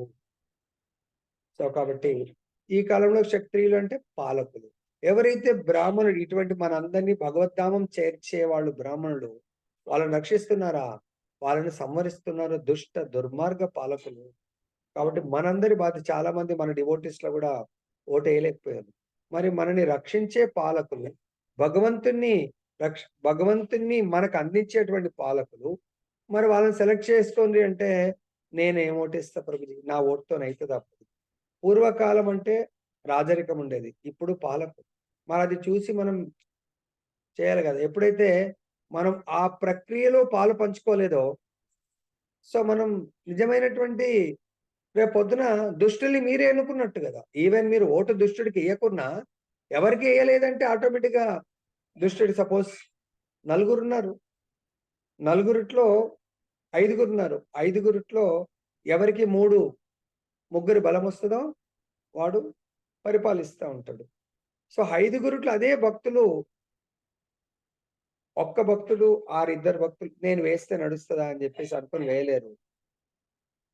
ఒక్కడు వేశాడు, అట్నుంచి ఇద్దరు వేశారు, ఎవరు ఎలక్ట్ అవుతారు? దుష్టుడు దుర్మార్గుడికి రెండు వచ్చాయి, సాధు పురుషుడికి ఒకటి వచ్చింది. కాబట్టి దుష్టుడు దుర్మార్గుడే పాలిస్తాడు. అప్పుడు మీరు అనుకుంటున్నాడు, నా తిరుపతి టెంపుల్లో ఉండేదంతా కూడా సాధువులు ఉండరు, ఉండేదంతా కూడా సనాతన ధర్మాన్ని పాటించే వాళ్ళు ఉండరు, దుష్టులు దుర్మార్గులే ఉంటారు టెంపుల్లో. ప్లస్ రాజ్యాన్ని పాలించేది వాళ్ళే ఉంటారు. మనం పెద్ద సౌండ్ పెట్టి భగవంతుడి కార్యాన్ని చేస్తున్నామంటే స్టాప్ చేయిస్తాడు. దానికి కారణం ఎవరు? ఎవరైతే ఎన్నుకునే ప్రక్రియలో పాల్గొనలేదో వాళ్ళే డైరెక్ట్ ఆర్ ఇండైరెక్ట్ వాళ్ళకి మేలు చేసిన వాళ్ళు ఏంటో. ఏమవుతుందండి, 3 రోజులు మనకు హాలిడేస్ ఇచ్చింది పాలకులను 5 ఏళ్ళు మీరు సుఖంగా ఉండాలంటే మంచి పాలకులను ఎన్నుకోండి అంటే మనతో ఏమవుతుంది ప్రభుజీ? నిన్న ఒక గురువుగారు చెప్తున్నారు, కాలు ఇరిగిపోయింది ఆయనకు, నడవలేడు, వీల్ చైర్ మీద ఇలా తీసుకుపోయిందట. ఎస్, నేను వేస్తాను. ఆయనని కొన్ని లక్షల మంది ఫాలో చేస్తారు. ఇప్పుడు గురువు గారు వెళ్ళిండ్రు అంటే ఆ స్థితిలో అందరూ ఓటేసారు. మనకు కూడా మరి వింటా ఉంటాం, గురువు గారి దగ్గర మనకి ఏం అవసరమో దాన్ని వింటాము, అవసరం లేనివి వదిలేస్తా ఉంటాం. అదే మనకు షుగర్ కేన్ జ్యూస్ తీసేవాడిని చూడండి, ఒక్కసారి జ్యూస్ వస్తుంది, పడేద్దాం లేని పడేయడం, రెండోసారి, మూడోసారి, నాలుగోసారి డ్రాప్స్ పడే వరకు పిప్పి మొత్తం వేసి పడేస్తాడు వాడు. ఎందుకు? దాంట్లో ఉన్న ప్రతి జ్యూస్ వాడికి కావాలా. అలా కొంచెం డ్రాప్ పడితే గ్లాస్ అవ్వచ్చు, అలా నెక్స్ట్ టైం ఒక గ్లాస్ ఒక 30 రూపాయలు వస్తుంది వానికి. ఇక్కడ మనం కూడా గురువు దగ్గర శాస్త్రాన్ని మొత్తం వంట పట్టించుకోవాలి, ప్రతి డ్రాప్ కూడా చాలా అవసరము. కానీ మనం అలా తీసుకోవట్లేదు. తీసుకున్న వాళ్ళైతే ఖచ్చితంగా ఈ పాటికి చాలా ప్రోగ్రెస్ ఉంటుంది. కాబట్టి ఇక్కడ క్షత్రియులచే రక్షింపబడిన వాళ్ళను, క్షత్రియులు బ్రాహ్మణులచే జ్ఞానవంతులు కావాలను. ఆ రీతిని బ్రాహ్మణులు క్షత్రియులు అన్యోన్యతను కలిగి ఉన్నప్పుడు ఇతర వర్ణముల వారు, వైశ్యులు మరియు శూద్రులు సైతము అప్రయత్నముగా వృద్ధి నొందగలరు. కనుకనే విస్తారమైనట్టి వైదిక సంఘ విధానము బ్రాహ్మణులు మరియు క్షత్రియుల ప్రాధాన్యం పైననే ఆధారపడింది. వైదిక సంఘము, సహకార సంఘాలు, ఇక్కడ వైదిక సహకార సంఘము. మనందరం ఏ సంఘంలోనూ? వైదిక సహకార సంఘంలో. Our societies Krishna conscious society. Krishna conscious సొసైటీలో బ్రాహ్మణులు అంటే ఆచార్యులు ఎవరు రక్షించాలి? మరి ఎవరైతే నిత్యము ఆచార్యుల దగ్గర శ్రవణ ప్రాఫిట్ పొందుతున్నారో వాళ్ళు అటువంటి ఆచారులను బ్రాహ్మణులను రక్షించాలి. వాలంటీర్గా తీసుకోవాలి. ఎస్, ఇప్పుడు మీ పిల్లల్ని ఎవరు రక్షించాలంటే, ఎవరైనా పిల్లలు అమ్మా నన్ను రక్షించు, నాన్న నన్ను రక్షించు, నాకు ఇది వెంటనే ఇస్తున్నారా? మీరు ఎంత శ్రమకన్నా ఓర్చి పిల్లల్ని రక్షించడానికి ప్రయత్నం చేస్తారు. ఎందుకు? మా పిల్లలు, అరే మా పిల్లల్ని రక్షించడానికి ఎంత బాధ్యత తీసుకున్నారో, వాళ్ళు మిమ్మల్ని ఉద్ధరిస్తారో తెలీదు. కానీ ఎవరైతే ఆచార్యుడు బ్రాహ్మణుడు ఉన్నారో వాళ్ళు మనల్ని డైరెక్ట్ గోలోక బృందావనానికి వారి ముఖార మీద నుంచి వెలువడేటువంటి జ్ఞానం ద్వారా మనం గోలోక బృందావనంలో ఉన్నటువంటి ఆ దేవదేవుడి పాద పద్మాలకు దగ్గరవుతున్నాము. మరి అది మనకి ఇంపార్టెంట్. ఎప్పుడైతే మనం భగవత్ పాద పద్మాలకు దగ్గర అవుతున్నామో మన పిల్లల్ని కూడా దగ్గర చేయాలి. ఈ రోజు మనం ఉండొచ్చు, రేపు లేకపోవచ్చు. మనం లేకున్నా కూడా మనని రక్షించేవాడు భగవంతుడు, మన పిల్లల్ని రక్షించేవాడు భగవంతుడు. కానీ ఆ రక్షణ కొరకు మనం ప్రయత్నం చేయాలా? ఎవరో మాయ యొక్క ఏజెంట్ అన్నారని చెప్పేసి మనల్ని మనం రక్షించుకోకుండా, పిల్లల్ని రక్షించుకోకుండా మనం చూసామనుకోండి, లాభం లేదు. సో కాబట్టి చాలా జాగ్రత్తగా ఉంటుంది. వాస్తవానికి భగవానుడే నిజమైన రక్షకుడు, కానీ రక్షణ కలాపముల ఎడ అతడు అనాసక్తుడై ఉండును. క్షత్రియుల రక్షణార్థమై అతడు బ్రాహ్మణులను సృజించును, బ్రాహ్మణుల రక్షణార్థమై క్షత్రియులను సృజించును. ఆ విధంగా కావించి అతడు మాత్రము సమస్త కర్మల నుండి దూరముగా ఉండును. కనుకనే నిర్వికారుడు, ఎట్టి కర్మలు లేనివాడు అని పిలువబడినాడు. అతడు చేయవలసినది ఏదీనూ లేదు. పరమ గనుడైన అతడు స్వయంగా కార్యం నొనరింపడు, అతని శక్తులే తత్కార్యం నొనరించును. ఆ విధంగా బ్రాహ్మణులు క్షత్రియులు అన్యోన్య ఆధారమున వర్తించినటువంటి వివిధ శక్తులే అయి ఉన్నారు. భగవంతుడి యొక్క అనంతమైనటువంటి శక్తుల్లో 3 శక్తులు ప్రధానమైనవి. ఒకటి ఆంతరంగిక శక్తి అంటే యోగమాయ, బహిరంగ శక్తి మహామాయ, తర్వాత తటస్థ శక్తి మనము జీవులము.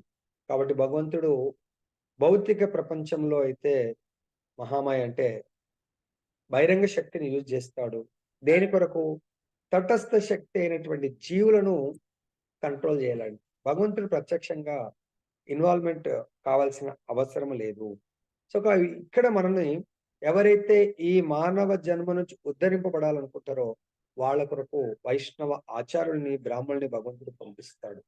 సో వాళ్ళ ధర్మమే ఇతరులను ఉద్ధరించడానికి. కాబట్టి ఏ విధంగా ఉద్ధరిస్తారు? వాళ్ళు భగవంతుడి యొక్క ప్రీత్యర్థం యజ్ఞాలు నిర్వహిస్తారు, భగవంతుడి ప్రీత్యర్థం సాధు సంఘాలు నిర్వహిస్తాడు, భగవంతుడి ప్రీత్యర్థం భక్తులను తీర్థ స్థానాల్లో వాళ్ళకు దర్శనింపజేసి సో ఆ యొక్క మహత్యాన్ని బోధిస్తూ ఉంటాడు. మరి క్షత్రియులు తీర్థస్థానాల్ని కాపాడాలి. సో అక్కడ భక్తులకు కావలసినటువంటి ఏర్పాట్లు చేయాలి. ప్లస్ సాధు సంఘము అన్నాం. సాధు సంఘం అన్నప్పుడు ఆ సాధు సంఘాన్ని పోషించేటువంటిది, ఆర్గనైజ్ చేసేటువంటిది, దానికి కావాల్సిన ఏర్పాట్లు చేయవలసింది ఎవరు? ఇక్కడ క్షత్రియ అంటే బ్రాహ్మణులు రక్షించడము. ఈ కార్యక్రమాన్ని నడిపేది వైశ్యులు. అందుకే వైశ్య శూద్ర కూడా ఆటోమేటిక్ గా వాళ్ళు ఆ మార్గంలో నడుస్తారు అని చెప్తున్నారు. సైతము అప్రయత్నంగా వృద్ధిని అందగలరు. వాళ్ళు ఫిజికల్ గా క్షత్రియులేమో బ్రాహ్మణులతో డైరెక్ట్ కాంటాక్ట్ లో ఉంటారు, వైశ్యులు డైరెక్ట్ కాంటాక్ట్ లో ఉండరు. ఇది వర్ణాశ్రమ ధర్మం. ఇప్పుడైతే అందరము ఒకే క్వాలిటీ ఉన్నాం కాబట్టి అందరం కలిసి చేసుకుంటా ఉన్నాం. అంటే ఈ యొక్క కార్యక్రమాల్లో వైశ్యులు అంటే బిజినెస్ కేటగిరీ వాళ్ళు ఏ విధంగా పాలు పంచుకుంటారు? వాళ్ళకు భగవంతుడు ధర్మం ప్రకారం బిజినెస్ చేస్తే వాళ్ళు ధర్మ కార్యాలను నిర్వర్తించడానికి తన వంతు కార్యం ఏంటి? సో ధన సహాయము, ఆర్గనైజింగ్ స్కిల్స్ తో ఆ కార్యక్రమాన్ని, సాధు సంఘ కార్యక్రమాన్ని, తర్వాత బ్రాహ్మణులు తలపెట్టినటువంటి యజ్ఞాలను వాళ్ళు దిగ్విజయం చేస్తూ ఉంటారు. అది వాళ్ళ యొక్క ధర్మము. దానికి ఎటువంటి అవాంఛనీయ సంఘటన జరగకుండా కాపాడే బాధ్యతని క్షత్రియులు తీసుకుంటా ఉంటారు.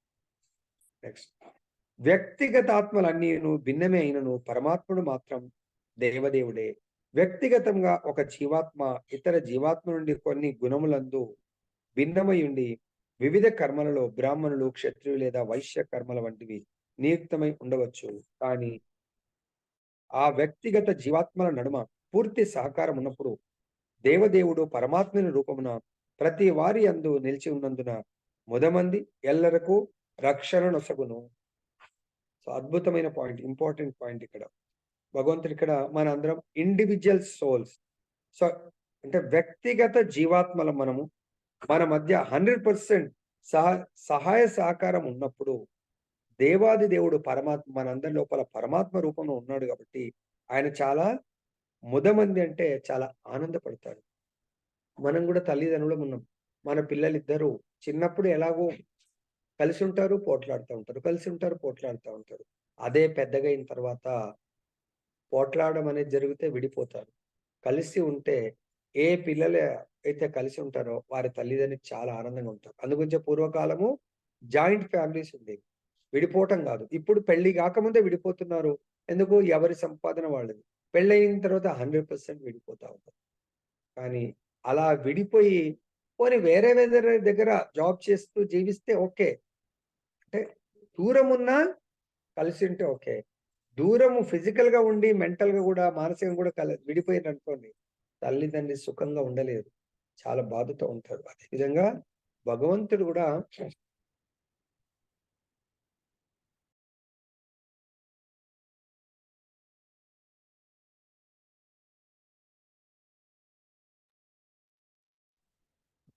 సో కాబట్టి ఇక్కడ భగవంతుడు ఏం చెప్తాడు? సహాయ సహకారాలు ఉండాలి ప్రతి ఒక్క జీవాత్మ మధ్య.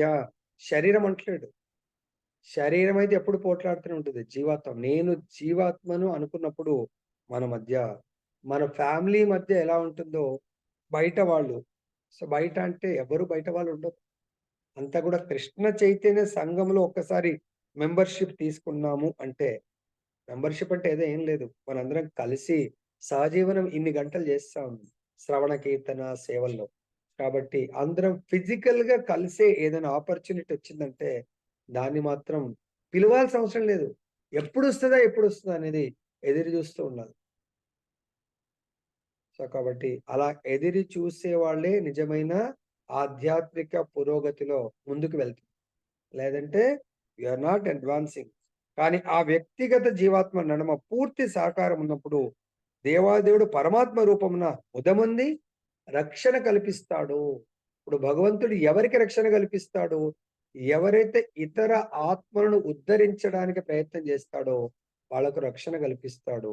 ఎవరైతే ఇతర ఆత్మలను ఈ భౌతిక సంసార సాగరంలో కొట్టుకపోయేటట్టు, భక్తుల్లాగా వేషం ఉంటుంది కానీ వాడిని భక్తికి దూరం చేయడానికి ప్రయత్నం చేస్తాడో వాడికి రక్షణ అస్సలు కల్పించడు. మరి ఎంతమంది భగవంతుడి రక్షణ కావాలనుకుంటున్నారు? గతముందు తెలుపబడినట్లు బ్రాహ్మణులు భగవానుని ముఖము నుండి ఉత్పన్నమైది, క్షత్రియులు అతని వక్షస్థలం లేదా బాహువుల నుండి ఉత్పన్నమైది. ఆయనను వివిధ వర్ణముల వారు భిన్న కర్మంలో భిన్నముగా నియుక్తమైనట్లు బాహ్యములకు గోచరించినప్పటికీ పూర్తి సహకారంతో వర్తించినచో భగవానుడు ముదమందును. వర్ణాశ్రమ వ్యవస్థ యొక్క సంకల్పం ఇదియే. వివిధ వర్ణాశ్రముల వారు కృష్ణ భక్తి భావనయందు పూర్ణంగా అన్యోన్య సహకారమున నిలిచినచో సంఘము నిస్సందేహంగా కృష్ణ భగవానుంచే రక్షింపబడును. సో ఇక్కడ కృష్ణుడిచే ఎవరు రక్షింపబడతారు, కృష్ణుడిచే ఎవరు రక్షింపబడరంటే ఈవెన్ దేవతల విషయంలో కూడా బ్రహ్మదేవుడు బ్రహ్మ విమోచన లీలల ఏం చేశాడు? తన యొక్క క్లోజ్ సఖ్య భావంలో సేవ చేస్తున్నటువంటి ఫ్రెండ్స్ అందరినీ తన నుంచి దూరం చేశాడు. 1 సంవత్సరం దూరం చేశాడు. తర్వాత ఆ తప్పుని తెలుసుకొని బ్రహ్మదేవుడు వచ్చి భగవంతుని అద్భుతంగా గ్లోరిఫై చేస్తాడు. అసలు బ్రహ్మని పట్టించుకోలేదండి, చూడలేదండి భగవంతుడు. అదే ఇంద్రుడు తన బ్రజవాసులకు చాలా అపరాధం చేస్తాడు. వాళ్ళందరినీ బ్రహ్మదేవుడు మృత్యు చెందేట్టు చేయలేడు, జస్ట్ భగవంతుడికి కొంచెం ఒక 1 ఇయర్ దూరం చేశాడు. అదే ఇంద్రుడు వీళ్ళు మొత్తం సర్వనాశనం అయిపోవాలా అని వరుణ్ దేవుడికి చెప్పి, తర్వాత వరుణ్ కూడా కాదు, ఎవరు ఏ మేఘాలను పిలుస్తాడు? ప్రళయం వచ్చేప్పుడు ఏదైతే మేఘాలు వస్తాయో ఎవరు వాళ్ళు? సంవర్ధక వాళ్ళని పిలుస్తాడు. పిలిచి ప్రళయం వచ్చేట్టు చేయండి. కేవలం లిమిటెడ్ ప్లేస్, వ్రజమండలి మొత్తం ఇదైపోవాలా? అప్పుడు భగవంతుడు ఏం చేస్తాడు? గోవర్ధన లీల చేస్తాడు. 7 రోజులు 7 పగళ్ళు గోవర్ధన లీల చేస్తే అప్పుడు ఇంద్రుడు తెలుసుకొని తన తప్పునొచ్చి భగవంతుడికి గోవర్ధనగిరి దగ్గర గోవంతుడి దగ్గర ఆయనకు పాలాభిషేకం చేస్తాడు సురభి కౌ ద్వారా. అప్పుడు భగవంతుడు ఇంత అపరాధం చేసినా ఇంద్రుని క్షమిస్తాడు, బ్రహ్మని క్షమించాడు. ఎందుకు? కారణం ఏంటి? ఇంద్రుడు చేసిన నేరం బ్రహ్మ చేసిన నేరం కంటే తక్కువనా? What is the difference between Indra and Brahma? ఇంద్రుడేమో బృందావనంలో అందరికి కష్టాన్ని ఇస్తాడు. బ్రహ్మ కేవలం వాళ్ళని తీసుకెళ్ళి అక్కడ పెడతాడు. మరి బ్రహ్మనే క్షమించాలి కదా, బ్రహ్మని క్షమించలేడు, ఇంద్రుడిని క్షమించండి ఎందుకు అంటారు? ఇంద్రుడి సేవని స్వీకరిస్తాడు, బ్రహ్మ కృష్ణుడి గురించి ఏంది స్థుతిస్తాడు, వినిపించలేదు. దాని పెద్ద బ్రహ్మ తన పట్టించుకోలేదు. మానస పుత్రుడైనా తప్పు చేసినందుకు ఉమ్. గురించి. ఇక్కడ ఈ సబ్జెక్ట్ కి రిలేటెడ్ అన్నట్టు, ఈ పారాగ్రాఫ్ రిలేటెడ్. హరే కృష్ణ దండత్ ప్రణామం గురుజీ. చెప్పండి ప్రభు. బ్రహ్మ కృష్ణుని యొక్క భక్తులని కృష్ణ భగవాన్ నుంచి దూరం చేస్తాడు ప్రభుజీ. Very good. ఇంద్రుడేమో తన భక్తులని కృష్ణ భగవాన్ దగ్గరకు చేరుస్తాడు. అంటే ఆ లీలలో భగవాన్ దగ్గరికి వాళ్ళు వచ్చేటట్టు చేయడం జరుగుతుంది. అందుకని ఇది క్షమించబడ గ్రహించండి, subject matter అడిగిందంటే correct. Revali Srinivas ప్రభు చెప్పింది, భగవంతుడికి దగ్గర చేర్చాడు, చాలా క్లోజ్ గా అన్ని పనులని. అన్య చింతన ఇందాక వచ్చింది కదా, అనన్య చింతయంతో వాళ్ళందరూ పాపం తల్లులందరూ కృష్ణుడు డే టైంలో గోవులుగా ఆడడానికి వెళ్తే వాళ్ళ పనుల్లో వాళ్ళు బిజీ ఉంటారు. రాత్రిపూట కృష్ణుడు గోపికల దగ్గరికి వెళ్తే వాళ్ళు పడుకొని వాళ్ళ పనులు వాళ్ళు బిజీ ఉంటారు. కానీ ఈ 7 పగళ్ళు 7 రాత్రి ఎవ్వరూ పడుకోలేదు. ఎట్లయితే సుఖదేవ గోస్వామి పరీక్షిత్ మహారాజ్ 7 పగళ్ళు 7 రాత్రులు కంప్లీట్ గా శ్రవణ కీర్తన మునిగిపోతే, గోవర్ధన లీలలో కూడా ఎవ్వరు పడుకునే ముచ్చట్లేదు. అంటే 24/7 వాళ్ళు భగవంతుడిని తదేకంగా చూస్తూ భగవంతుడి యొక్క అందరూ నామరూప గుణాలని కీర్తిస్తూ ఉన్నారు వాళ్ళు. అంటే భగవంతుడు నా భక్తులను ఈ విధంగా చాలా క్లోజ్ గా చేశాడు ఇంద్రుడని ఆయన క్షమించడమే కాదు, ఆయనకు అభిషేక సేవను కూడా ప్రసాదించాడు సురభి కౌ ద్వారా. మనకి ఇప్పుడు కూడా గోవింద్ కుండ్లో ఉండేటువంటి ఆ వాటర్ అంతా కూడా ఆ రోజు సురభి కౌ ద్వారా చేసినటువంటి అభిషేకం యొక్క పాలాభిషేకం నీళ్ళు అవి. అర్థమైందా? సో కాబట్టి భగవంతుడు ఎవరిని రక్షిస్తాడు? తన భక్తులని దగ్గరగా చేర్చే వాళ్ళని రక్షిస్తాడు, తన భక్తులను దూరంగా చేసే వాళ్ళని రక్షణ కాదు కదా, వాళ్ళకు ఇంకా ఏమీ ఉండదు, వాళ్ళని అసలు అనుగ్రహించాడు భగవంతుడు. దీన్ని బట్టి ఆలోచించండి, భక్తుల మధ్య ఎడబాటు చేయకండి.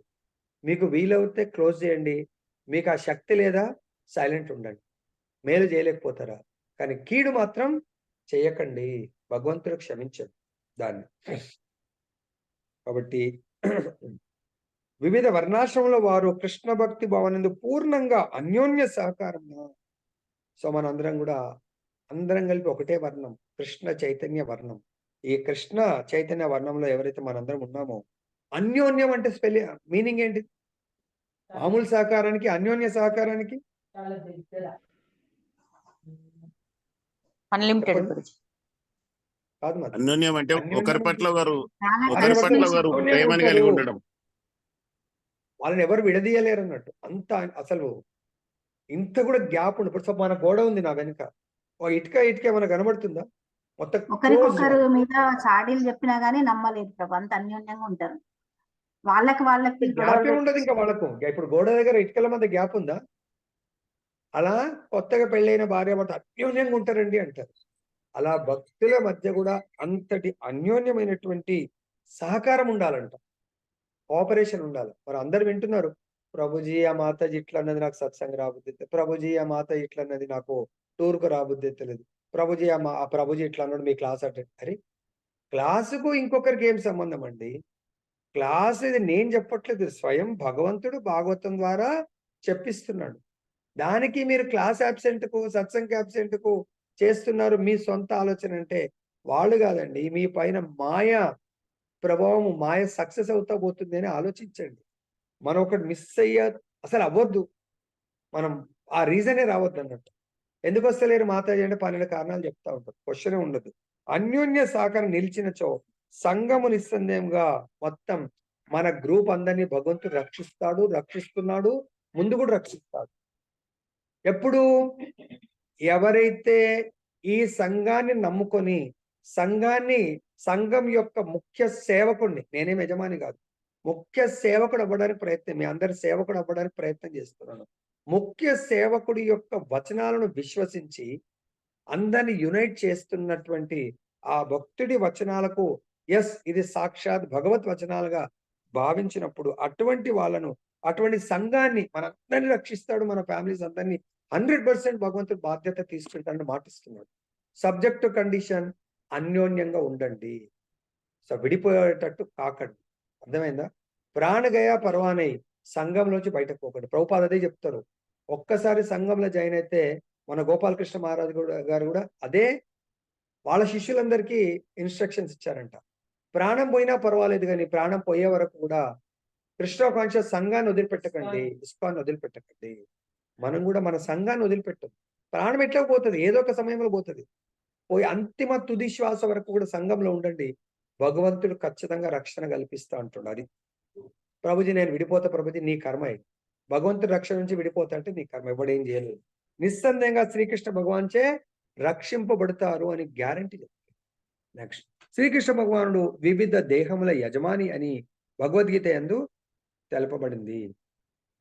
వివిధ దేహముల యజమాని, వ్యక్తిగత ఆత్మ తన దేహమునకి యజమాని, కానీ శ్రీకృష్ణ భగవానుడు మాత్రము ఓ భారత నేను కూడా క్షేత్రజ్ఞుడని నీవు తెలుసుకోను అని స్పష్టంగా పలికినాడు. క్షేత్రజ్ఞుడు అనగా దేహమును ఎరిగినవాడు లేదా దేహమునకు యజమాని అని భావము. వ్యక్తిగత ఆత్మ ఒక దేహమునకే యజమాని, కానీ పరమాత్ముడు దేవదేవుడు శ్రీకృష్ణుడు అన్ని చోట్లను గల సమస్త దేహములకు యజమాని. కేవలము మానవ దేహములకే గాక పశు పక్షాది దేహములకు కూడా, ఈ లోకమునందే గాక ఇతర లోకమందును అతడు యజమాని. అతడు పరమ యజమాని కావున వివిధ జీవాత్మను రక్షించుటకే విభాజితుడు కాక ఏకముగానే నిలిచి ఉండును. సో భగవంతుడు ఈ యొక్క క్షేత్రజ్ఞుడు అనేది భగవద్గీతలో మనకు ఏ శ్లోకంలో చెప్పబడ్డది? ఎవరికైనా ఐడియా ఉందా? ఏ అధ్యాయం, ఏ శ్లోకము?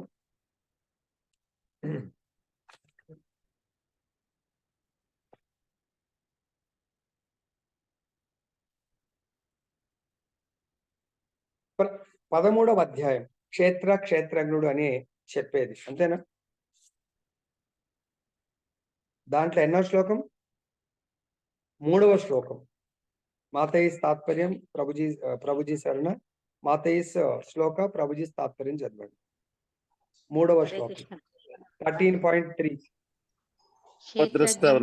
చదవాలా గురుజీ? చదవండి ప్రభుజీ. మాతయి శ్లోకం అని చెప్పిన భద్రస్థానుమంత చ భర్త భోక్త మహేశ్వర పరమాత్మే శ్లోకం చదువుతున్నారు ప్రభుజీ. హరే కృష్ణ. హరే కృష్ణ గురుజీ.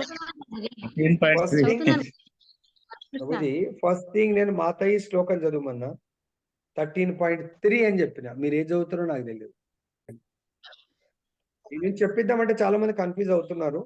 దయచేసి ఇక్కడ ఇది ఆల్రెడీ ఇప్పుడు 4వసారి అయిపోయింది, కానీ అయినా కూడా ఈ శ్లోకం వచ్చింది, మళ్ళీ కన్ఫ్యూజ్ అవుతున్నారు. కాబట్టి ఇక్కడ దేహము ఆత్మ యజమాని, దేహము సేవకుడు. అర్థమైందా? దేహంలో ఇంద్రియాలు ఉంటాయి. ఓకే, 11 రకాల ఇంద్రియాలు. ఈ అన్ని ఇంద్రియాలు కూడా యజమాని మాట వినవలసిందే.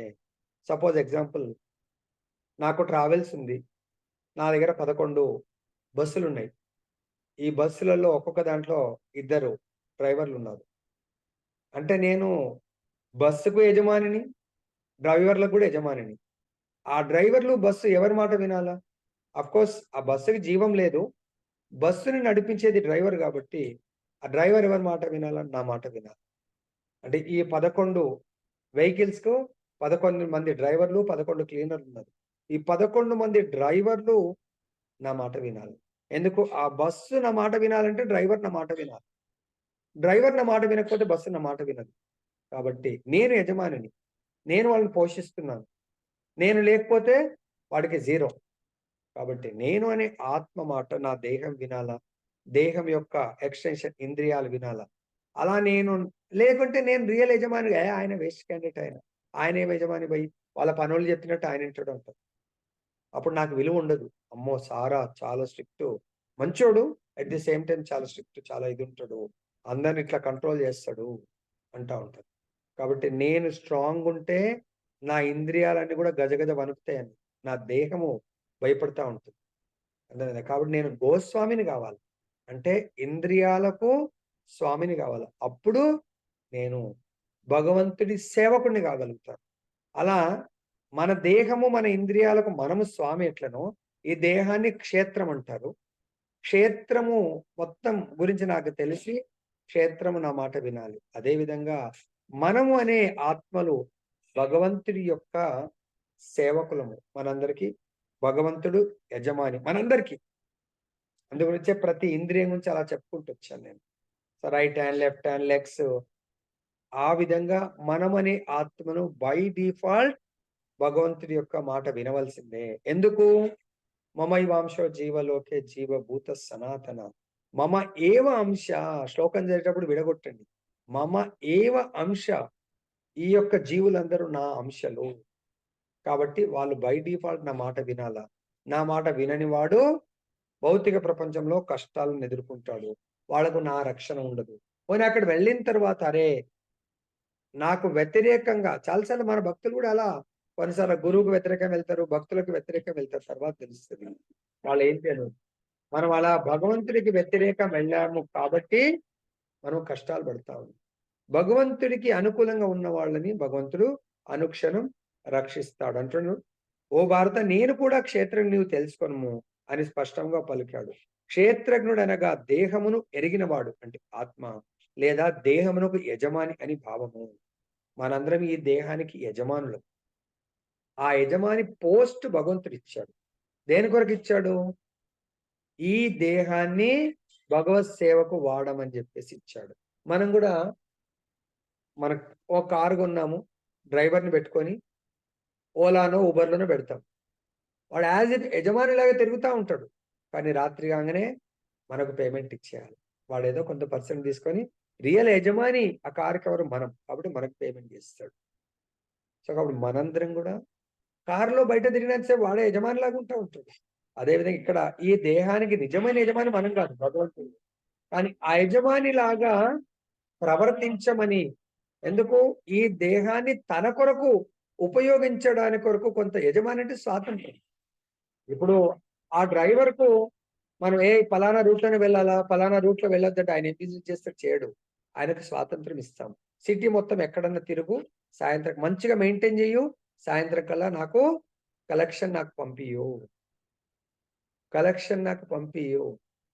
అంటే మనకు కూడా ఈ దేహాన్ని భగవంతుడు ప్రసాదించి భగవంతుడి కొరకు మాత్రమే పని చేయమంటున్నాం. 9.27 భగవంతుడి కొరకు. ఈ దేహానికి నువ్వు యజమాని, కానీ అన్ని దేహాలకు నేను యజమాని నేను భగవంతుడు చెప్తున్నాను. పరమాత్ముడు అన్ని చోట్ల గల సమస్త దేహములకు యజమాని. మరి మనందరం కలిసి భగవంతుని సేవించాలండి. ఇంట్లో నలుగురం ఉన్నా కూడా మనందరికి యజమాని భగవంతుడు. మన దేహాలకు మనం యజమాని. అంత మాత్రాన భగవంతుడికి విరోధులం కాకూడదు. Plus at the same time భగవంతుడు ఏం చెప్తున్నాడు?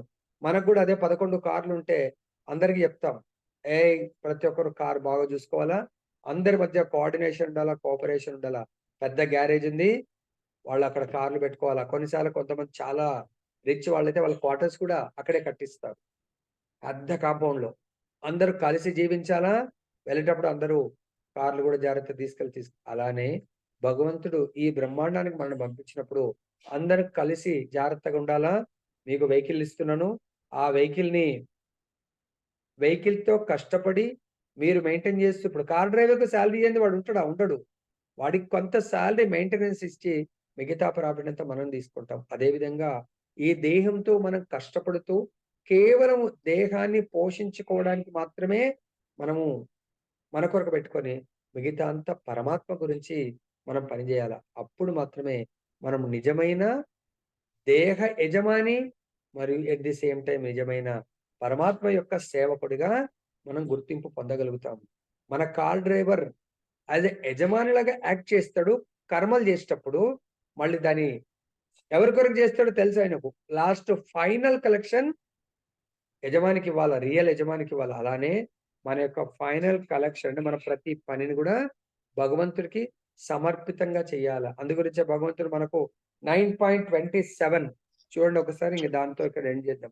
హరే కృష్ణ ఏమంటారు గురుజీ 9.27 లో? హరే కృష్ణ గురుజీ యద్ యత్కరోషి యదశ్నాసి యజ్జుహోషి దదాసి యత్ యత్తపస్ససి కౌంతేయ తత్కురుష్వ మదర్పణం. ఓకే, తాత్పర్యం ఇప్పుడు కృష్ణ. చదవని ప్రభుజీ చదవండి ఎవరు.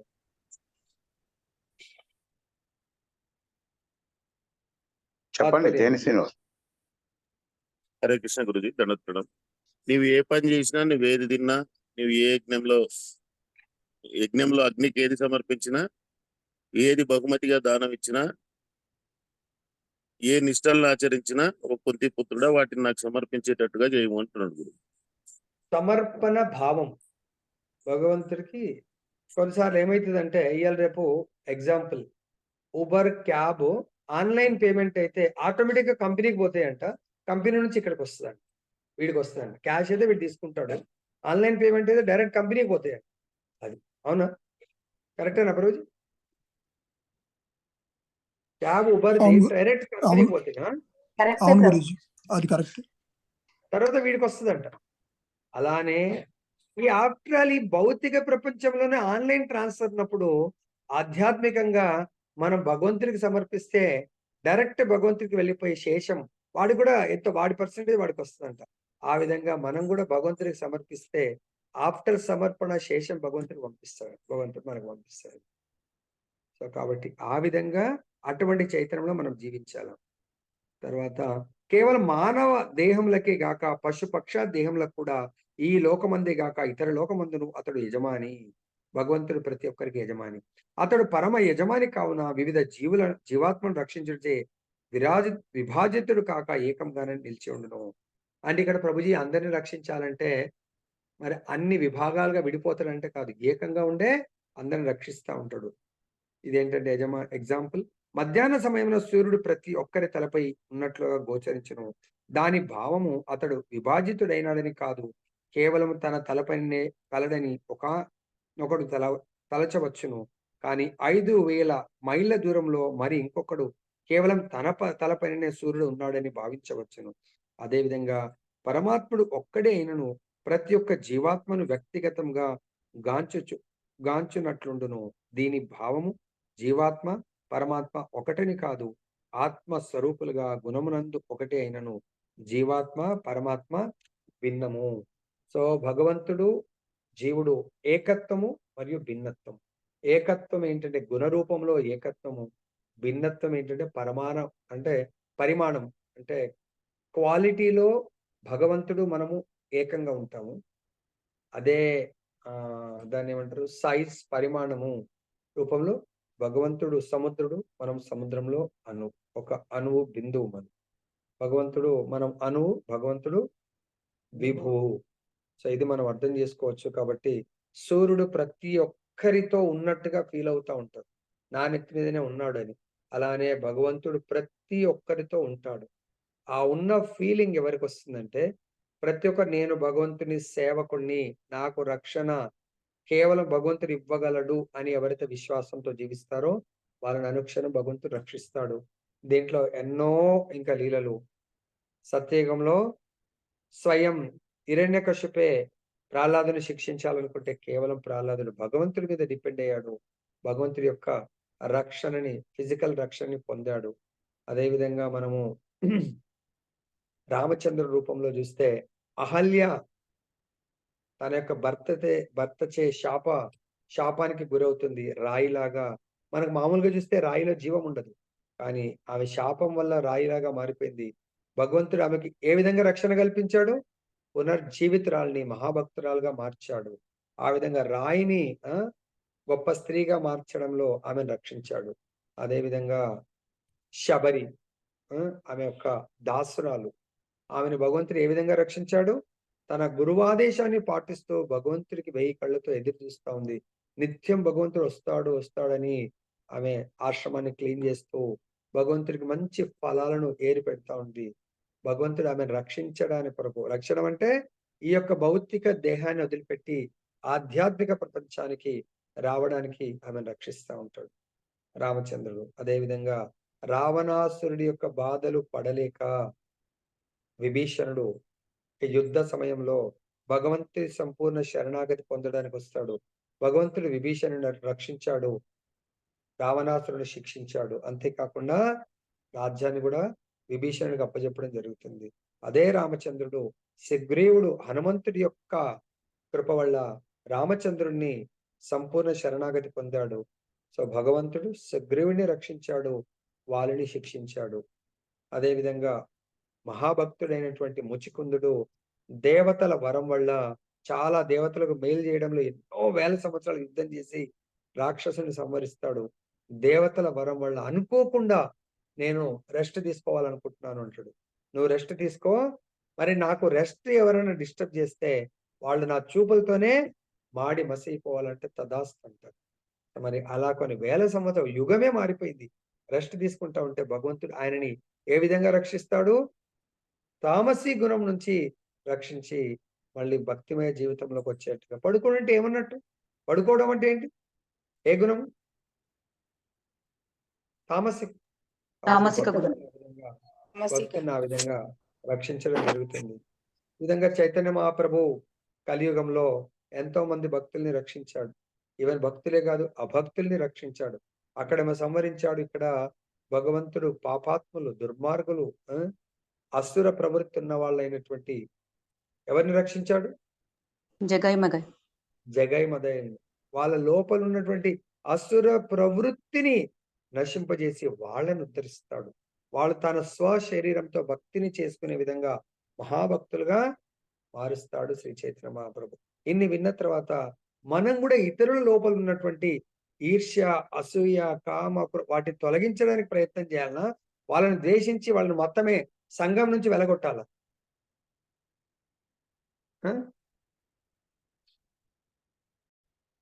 श्री राधारमन लाल की जय, जगन्नाथ बलदेव सुभद्रा माई की जय, गौरनिताई भगवान की जय, जगत गुरु श्री प्रभुपाद की जय, श्री श्रीपाद गुरु महाराज की जय. సో ఎవరికైనా డౌట్ ఉంటే అడగండి.